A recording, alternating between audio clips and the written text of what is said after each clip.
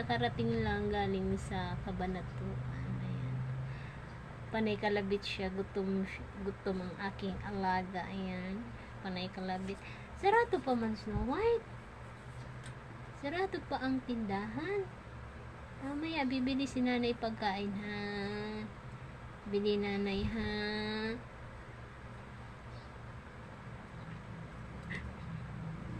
Halika na, dali kay nanay, dali.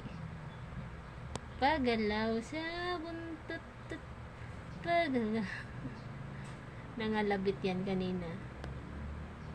Mamaya, sarado pa eh.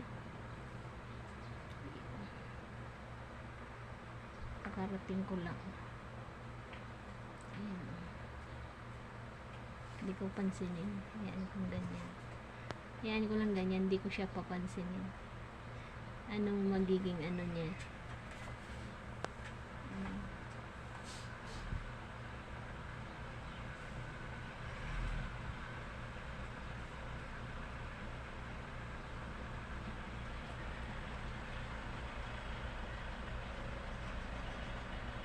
Wala pa akong tulog. Siguro sa bus naka-endlip lang ako ng 30 minutes. Tapos hanggang ngayon hindi naman ito. Pero yung mata ko haggard na. Ayan, mga ngalabit yan.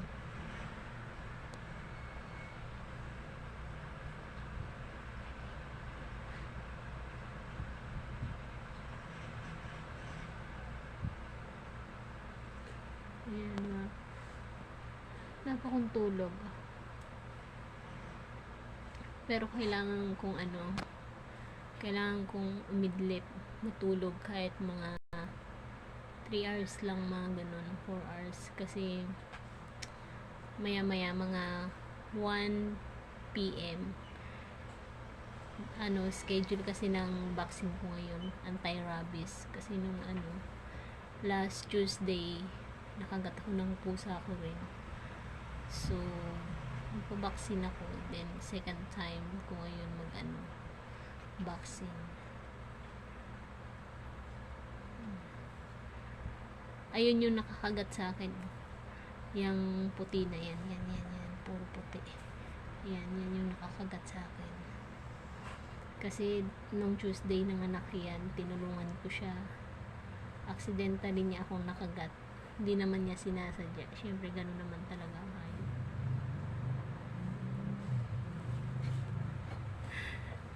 Bidyuhan niya, nangangalabit eh. Nangangalabit si Snow White. Gutom. Snow? Bakit? Gutom ikaw? Gutom ka? Ha? Gutom yan eh.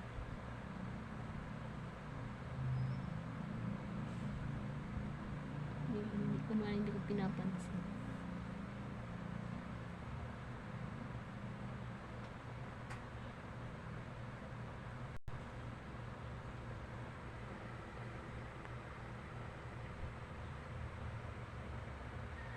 Yung mga labahin ko yan. Labahin ko naka-plastic. Mamaya ko yung yan. Ilalagay sa laundry basket ko pag pagka-uwi ko galing vaccine.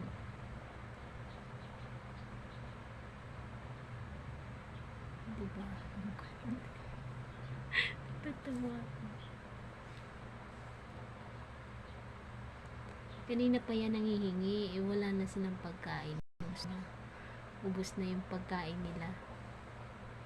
Kaya mamaya ako ulit bibili. Diba?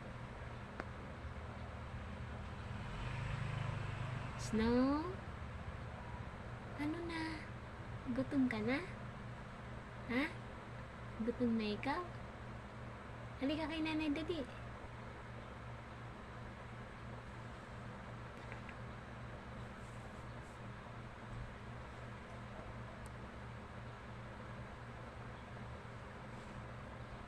Yun lang, bye-bye. Hindi na nangalabit eh. Tingnan ako, nangangalabit.